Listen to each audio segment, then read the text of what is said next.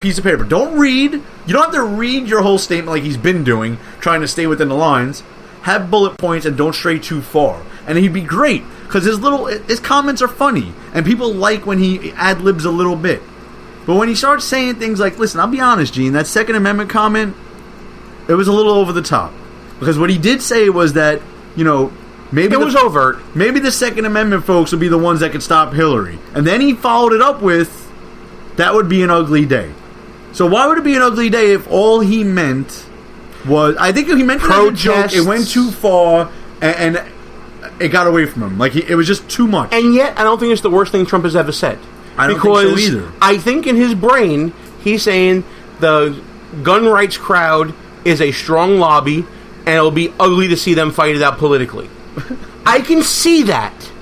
There are some other times where I can't see it. And as we're looking in the chat room right now, there are some comments in there that are shocked that Russ Gallo thinks something by Trump is over the top. That was great. Matt Fraley said, and Trump has his flaws too. That's the quote of the night. No, but even better towards the end when he says, holy crap, if it's over the top for Russ. Wow. That must be really high up there. Let me just, hold on. Can I clarify? I didn't say it was over the top for me. I'm saying it's over the top for general political discourse. For me, I got what he was saying. The subliminal message went right in. I got it. But, if you look at the pundits on Fox News and even some of them on talk radio, they're basically defending Trump, saying, well, what he meant is it's a political movement, the Second Amendment people, and that's what he meant. Let's be for real. He didn't mean that.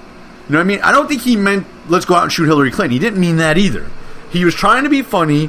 He was trying to ad-lib, and that joke or reference got away from him.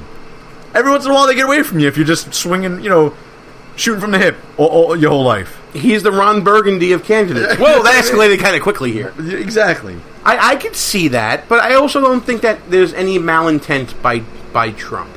You'll hear in our interview with Dan Gaynor, listen, all of a sudden, after decades in the spotlight, Donald Trump is a racist, thanks to the media. Which is ridiculous. All of a sudden, Donald Trump is the biggest idiot in the history of idiots in the media. Well, he's a Republican now. Well, and when he was a Democrat, he wasn't an idiot. And if you listen to the interview with Dan Gaynor, he says this is the playbook. If you look back at every other candidate, of course, going back to Reagan, they're idiots, dangerous, stupid, all the same thing. Racist. They start off with racist because that's the easy one. Oh, it's so easy. Then they have to twist your words and make you sound stupid. 50% of this radio show has been called racist. So, I mean, it's happened. I think it's more than 50. Wow, it might be 100% then. Pretty sure. Okay. And I don't think we've ever been accused of being smart either. So, hey. Accused, no.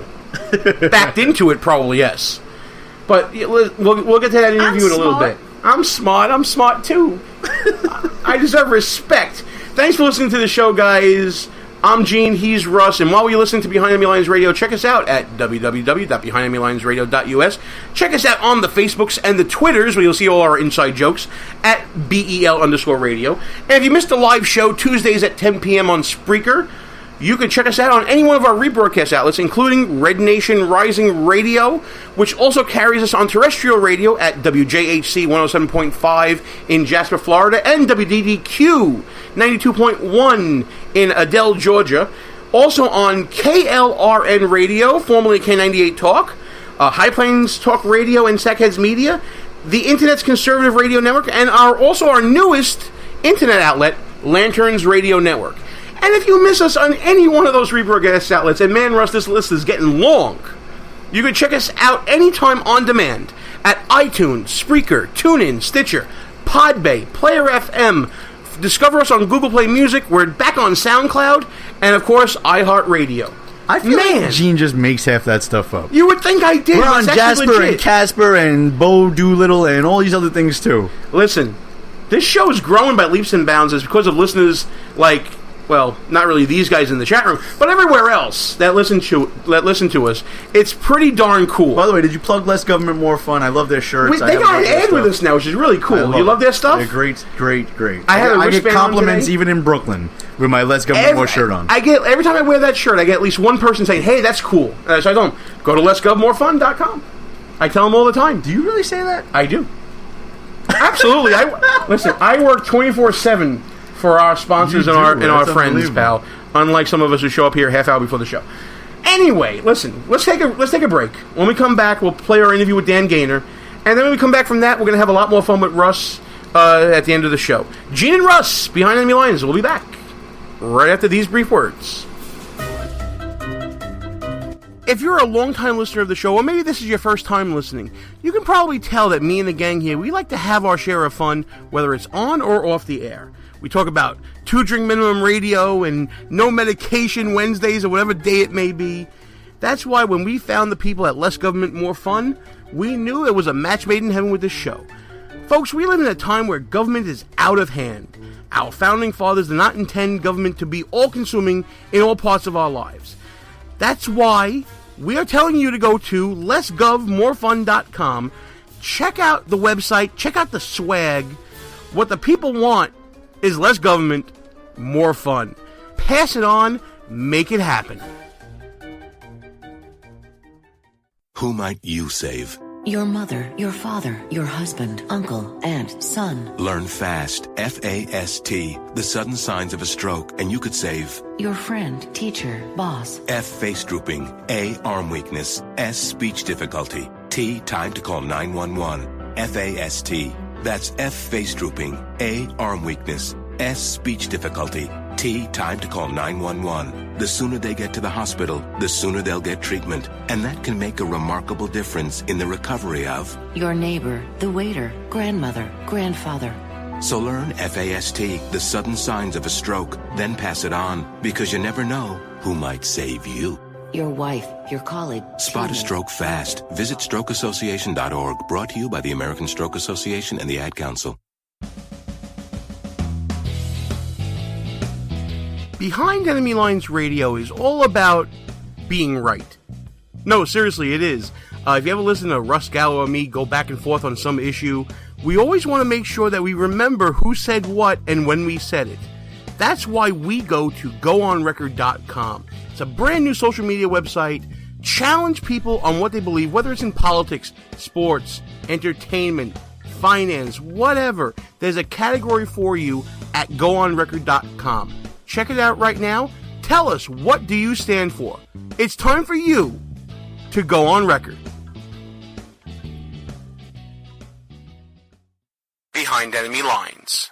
Back on the air. Gene Baradelli back behind Enemy Lines. You know, folks, I don't know why I do this to myself, but every year, or, twice or 3 times a year sometimes, I always invite back my friend Bob Dorigo Jones just so he can bash me for my chosen profession. Bob, of course, the purveyor of the Wacky Warning Labels contest that you see on Stossel every year from the Center for America, and has his own weekly radio show. And again, I don't know why I'm plugging the competition, but here I am with Bob. Bob, how you doing, pal? Hey, I'm doing great. Nice to be back on your show, and I'd never bash you, Gene. We have a lot of friends who are lawyers, and 90%, who knows, 95, 99% of lawyers are out there doing great work, but it's the ones that file lawsuits like the lawsuit that leads to a warning label on a wood router that says, do not use as a dental drill, that we need to get out of the system because it leads to the warning labels that we see in our contest every year. Yeah, well, that one is definitely bad. It must be Russell, my co-host that usually does this with us, that keeps bashing me. That must be my memory faults there. Anyways, so listen, this not only is the Wacky Warning Labels contest a staple on Stossel every year, and of course, mentioned annually on this show, but it looks like you hit the big time because one of your labels apparently made it into a major motion picture. Why don't you tell everybody about that? Yeah, it's really funny. We started getting calls from people saying, have you seen the new Finding Dory movie? And I said, no, what's going on? And they said, well, there's a scene in the movie where there's a baby stroller, and there's a warning on it saying, remove child before folding. And the funny thing is that was the title of our book about funny warning labels 10 years ago. It was called, and by the way, it's in reference to a stroller that is one of these umbrella strollers that you can fold up and throw in the backseat of your car. And right around the time that won our contest, Time Warner Books called and said, we've been hearing you talk about this, let's do a book about it. So we wrote a book about the 101 stupidest, silliest, and wackiest warning labels in America. And, of course, that list has grown beyond 101. I see the winner for this year also references a major motion picture franchise, also owned by Disney. And I couldn't believe it when I saw what won. Tell everybody who won this year.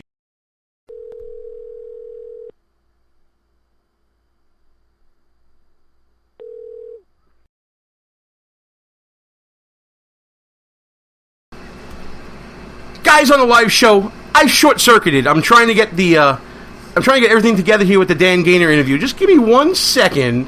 Russ, you can make jokes about me while we're doing this, can't you? This is why we banned Jack Daniels for a very man, short period you of know time. what? It is what it is. What are you going to do? We may have to put a temporary ban. I hate to do it. Believe me. What are you going to do? Especially since I have no real responsibilities on the show. And and by the way, thanks again for coming in 20 minutes before the show was ready to start. I walk in here like a prima donna. I'm like, where can I sit and where's the Jack and Coke? Right. So this is the exclusive content for the live listeners right now. We're gonna, as soon as I get the Dan Gaynor interview uploaded, we're gonna have that interview. We'll put it all together the right way, and it'll sound really professional on the replay. But listen, this is on me. Can we roll the accident chart back to 0 days, please, Diana? I think you're in charge of that, right? What is it? It's 0 days since the last accident on the show. But while I have this opportunity, just want to let everybody know that Behind Enemy Lines will be going to Value Voter Summit as part of the Red Nation Rising radio contingent, and that's going to be a blast. Isn't that where you got into some trouble a couple years back? We got into trouble with that every year, I think. So what is the problem there? There's like a bunch of Christians that you... Yeah, and then we end up going to a strip club or something like that, right? Or something. Oh, yeah, that's kind of standard procedure for us. And like I said, we'll talk about that as Value Voters comes closer. Like I said, right now I'm just uploading the interview. Guys, thanks for hanging with us on the live show. You will hear that in about 30 seconds, I would say, if I do this right. This should be it right about now. Gene Baradelli back behind enemy lines, and joining me right now, as we do for the first show of every month, even though we're in the middle of the month already, but that's all on me. Dan Gaynor, Newsbusters, how you doing, pal? I'm doing well. This is a crazy election. I was joking with one of my coworkers today saying, so when this interview's over, we'll do 17 minutes. I survived. I'll cut all that middle stuff out. And he said, "Are you sure we will?" And the reason why we say that is because there is just too much coming at us from all directions in media, especially this month.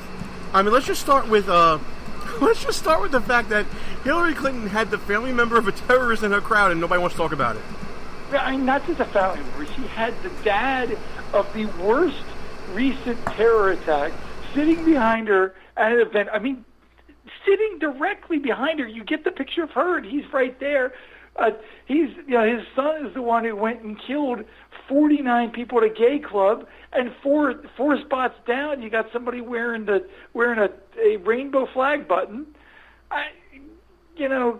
If this had happened to Trump, if the very same father, who by the way is a pro-Taliban radical Islamic loon, if the same father had shown up at a Trump event, oh my God, the media wouldn't stop talking about it until the election. So, well, let's forget about the fact that the Hillary people actually sat him in camera view. What does that say about them? This is, you could argue, and I think it would be fair to argue, that this was probably accidental, that they didn't know, that they might have thought the guy was a person of color. And so that's why they sat behind her, and so it had nice optics, and they didn't realize who they were sitting. But that's the whole point of these bogus checkbox diversity things that the left does. If you don't know who somebody is, it's not to paraphrase Martin Luther King Jr. It's not the color of your skin; it's the character of the person. And so that's what the left doesn't want to talk about. So they end up doing this. This should dominate the national news. Instead, I guarantee you, and I haven't seen the evening news yet because I just got home. I guarantee you, what dominated the news tonight is Trump's pretty obvious Second Amendment comment about where he's talking about pressuring government, because NRA is one of the most successful pressure groups in the history of politics. And I'm sure the media are universally taking it as a threat. Absolutely. And speaking of Trump, everyone has been asking for months, when are we going to get some substance out of Trump? When are we going to start hearing about issues? When are we going to talk about policy? And the man talks about